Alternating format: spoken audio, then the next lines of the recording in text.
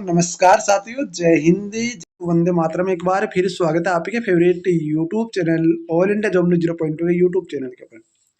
साथियों, आज की इस वीडियो के अंदर हम बात करने वाले हैं डीजीएफएमएस भर्ती के बारे में। डीजीएफएमएस भर्ती की एडमिट कार्ड आपके जारी हो चुके हैं। बहुत सारे कैंडिडेट्स के आपके प्रॉब्लम सारी थी, लेकर क्या जाना है बिल्कुल मैं आपको इस वीडियो के अंदर बताऊंगा क्या क्या आपको लेकर जाना है, कौन सी परेशानियों का अपना सामना करना पड़ सकता है, तो इस परेशानियों को आपको कैसे बचना है और किस तरीके से पेपर को अटेम्प्ट करना है। पहले कौन से सब्जेक्ट को कवर करें, उसके बाद में कौन से को, उसके बाद में कौन से को, सारी इंफॉर्मेशन आज के इस वीडियो के अंदर मिलने वाली है।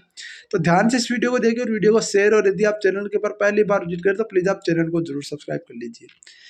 सबसे पहले तो बात कर लेता हूँ, वो बच्चे बहुत सारे कैंडिडेट बोल रहे थे कि सर जो पुराने पेपर आप दे रहे हो क्या वो हिंदी में है या इंग्लिश में। तो देखो मैं आपको कंफर्म कर देना चाहता हूँ, आपके जो इंडियन ग्रुप सी सिविलियन की जो वैकेंसी जो थी उसके जो पेपर है वो हिंदी और इंग्लिश दोनों में, English subject only for English में।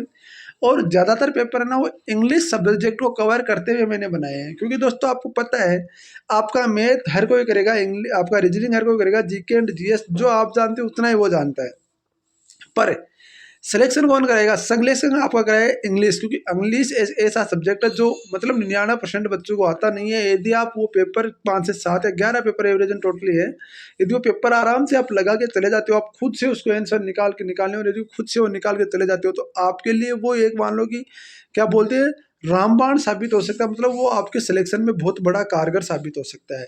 तो वो पेपर लेने का आपको बता दूं तरीका मैं बता रहा हूँ, एक बार ध्यान से सुन लीजिए। पहली बात आपको कंफर्म कर देना चाहता हूँ, एक बार पेमेंट हो गया वापस पेमेंट नहीं होगा। इंग्लिश में आपको पेपर में ज्यादातर मटेरियल इंग्लिश में मिलेगा, बहुत सारे कंटेंट बोलते हैं हिंदी में, हिंदी में नहीं मिलेगा। तो मैं आपको पहले ही कंफर्म कर दे रहा हूँ। आपको व्हाट्सअप नंबर नोट कीजिए, 9024 65 47 इस व्हाट्सएप पर आपको व्हाट्सअप करना है, हाई लिख के, और हाई लिखने के बाद में तुरंत आपके पास मैसेज आएगा कि हाँ इस तरीके से आप पहले पाना चाहते हो, तो जो दो लिंक आएंगे उस पर आप यदि मैसेज आ जाता है तो इससे सोच लीजिए नंबर वही है। और इस नंबर पे आपको 39 रुपये आपको फोन पे गूगल पे जो भी आप चलाते हो उससे आपको करके वहाँ पर आपको जो आपका डीजीएमएस पेपर है उस तरीके से आपको मैसेज कर देंगे। डीजीएमएस पीडीएफ या डीजीएमएस पेपर आप मैसेज करोगे तुरंत आपको 2 मिनट के अंदर ही आपको पीडीएफ आपको प्रोवाइड करा दी जाएगी। ये आप ध्यान देना, मात्र 2 मिनट के अंदर ही। आपको बता दूं ये पेपर आपके लिए होने वाले हैं, तो इसमें मैं आपको इतना नहीं है कि मैं आपसे ज़्यादा ले रहा हूँ, 39 रुपये ले रहा हूँ, ज़्यादा कोई आपसे अब नहीं है कि भाई आपसे 199 रुपये या 299 रुपये ले रहा हूँ, ऐसी कोई बात नहीं है। ठीक है, तो ये ध्यान रखना। बाकी देखो आपको क्या लेकर जाना वो चीज़ें मैं आपको थोड़ी सी हिंदी में समझे तो बेस्ट रहेगा, क्योंकि इंग्लिश भाई मैं बता दूं मेरा तो खुद की कमज़ोर है। तो मैं तो आपके लिए इंग्लिश का जो पेपर बनाया ना वो एक selected education first grade teacher से आपको मैंने ये पेपर डिजाइन करवाया है। जो डिजाइन कैंडिडेट आपको पहले से पढ़ा रहा है 7-8 साल से, वो कैंडिडेट कंटिन्यू मतलब पढ़ा रहा है कोचिंग के अंदर, उससे मैंने आपके लिए पेपर प्रोवाइड कराया है। आपको देखो क्या करना है, भौतिक रूप से अलग से नहीं भेजी जाएगी परीक्षा के अंदर, सुरक्षा कर्मी द्वारा तलाश ली जाएगी प्रवेश पत्र संविधान की विगत से। देखो ये चीज बता दूं आपको, जो कैंडिडेट दिव्यांग है उनको बताना चाहता हूँ, आवश्यकता आपको यहाँ पर ध्यान रखना, जो निम्नलिखित फॉर्मूला भरकर आपको जो आपका दिव्यांग कैंडिडेट है वो आपको पीडब्ल्यूडी सर्टिफिकेट है वो जो वेबसाइट पर अपलोड है उसको आपको भरकर जाना है। आप जो दिव्यांग नहीं है उनको लेकर क्या जाना है, तो स्पेशली बताना चाहता हूँ एडमिट कार्ड, इसके अलावा आपको यहाँ पर एक आईडी प्रूफ, जो भी आपके पास आईडी है, आधार कार्ड, आपका PAN card, passport, driving licence या आधार कार्ड कोई भी आपके पास हो उनमें से एक आईडी। आईडी और एडमिट कार्ड का डाटा आपका सेम मैच होना चाहिए, ऐसे नहीं कि मैच नहीं होगा तो आपको बाहर कर दिया जाएगा। ठीक है, बायोमेट्रिक आपकी की जाएगी परीक्षा हॉल में, बायोमेट्रिक फोटोग्राफ भी आपका खींचा जाएगा। परीक्षा के अंदर बंद होने के बाद परीक्षा के अंदर की अनुमति, परीक्षा के अंदर में प्रवेश की अनुमति नहीं है, ये केवल उल्लेखित परीक्षा के तिथि और पाल्यता की वैध है। ठीक है, यानी कि जिस परीक्षा के अंदर में आपका जिस तिथि में उसी में आपका यहाँ पर वैध रहेगा। ठीक है, यहाँ पर बता दिया 500 मिली आप बोतल तो कौन लेकर जाता है, कोई दिक्कत नहीं। फोटो पहचान पत्र, पारदर्शी पेन और हॉल में प्रवेश पत्र, परीक्षा हॉल में प्रवेश पत्र आपको लेकर जाने की अनुमति, बाकी कुछ नहीं लेकर जाना। ठीक है, ये चीज़ें आप ध्यान रखना। ये चीज़ें आपको बता दूँ, और आपको बता दूँ ज़्यादा यहाँ पर ठीक हो कोई ऐसी बात चीज़ नहीं है, जो आपको जब पेपर देते हैं वही आपको निम्न रूप से आपको लेकर जाना है। ठीक है, अब बात आती है आपको कौन सा सब्जेक्ट पहले हम कवर करें, कौन सा सब्जेक्ट बेस्ट कवर करें। देखो मैं बता दूँ आपको, जो सब्जेक्ट आपको सबसे ज़्यादा आता है ना वो सबसे पहले आप कवर करने की कोशिश करो। जहाँ तक मेरा मानना है आप सबसे पहले रीजनिंग कवर करने की कोशिश करो, क्योंकि रीजनिंग हर एक कैंडिडेट को आती है। क्योंकि यदि आपने इंग्लिश पहले कवर कर ली और इंग्लिश में आपने जैसे मान लो 25 में से 10 क्वेश्चन नहीं है तो आपका दिमाग वहीं पर खराब हो जाएगा और रीजनिंग वाले क्वेश्चन आप गलत कर बैठोगे। तो रीजनिंग हमें सबसे पहले कवर करनी है, उसके बाद में हमें मैथ कवर करनी है। यदि मैथ आपको आती है तो मैथ कवर करनी है, या फिर आप जिसको जीके आता है वो जीके कवर करिए। जहाँ तक मेरा अनुमान है मैथ, रीजनिंग और उसके बाद में आपको यहाँ पर जीके कवर करना है। उसके बाद क्या करना है, जीके आपको उसके बाद में कवर करना है। जैसे आप जीके कवर करोगे, जीके के बाद में तुरंत बाद आपको यहाँ पर इंग्लिश को छेड़ना है। इंग्लिश को सबसे लास्ट में करना है, आराम से पेपर करना है, कोई जल्दबाजी नहीं है। 2 घंटे बहुत होते हैं, ये भी आप ध्यान रखना।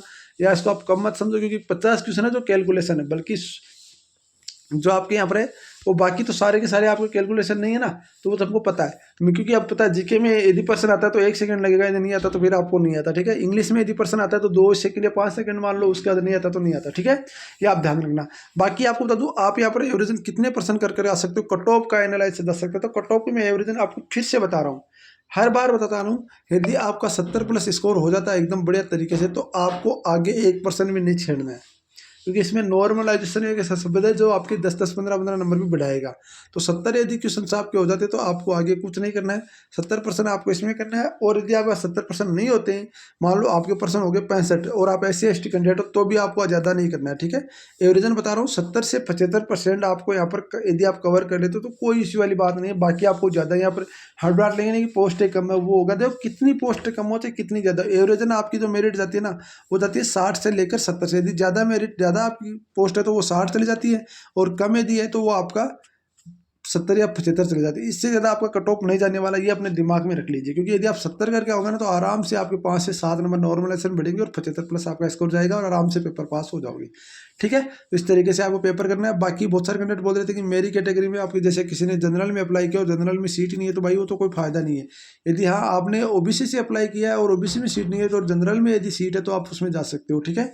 तो वो चीज़ अपने दिमाग में रख लो। बाकी आपको जनरल में सीट नहीं है और जनरल से अप्लाई कर दिया तो कोई फायदा नहीं है पेपर देने का, ये अपने दिमाग में रख लो, ठीक है। बाकी देखो मैं अपडेट करता रहूँगा DGFMS की, आपको जो आपका कल है परसों सुबह आपको लाइव रिव्यू आपको सेंटर से दे दूंगा, वो भी आप ध्यान रखना। बाकी आपको हर एक जेन्युइन जानकारी, हर एक अपडेट आपको इसी यूट्यूब चैनल के ऊपर मिलती रहेगी। आपसे रिक्वेस्ट है कि आप वीडियो को लाइक और चैनल को सब्सक्राइब जरूर करेंगे, ताकि मुझे मोटिवेशन मिले और कुछ आपके लिए और बेहतर करने की कोशिश कर सकूँ। मिलते हैं नेक्स्ट में नए के साथ। तो पहले जय हिंद, जय भारत, वंदे मातरम। दोस्तों वीडियो को लाइक और चैनल को सब्सक्राइब जरूर करना, बाय बाय।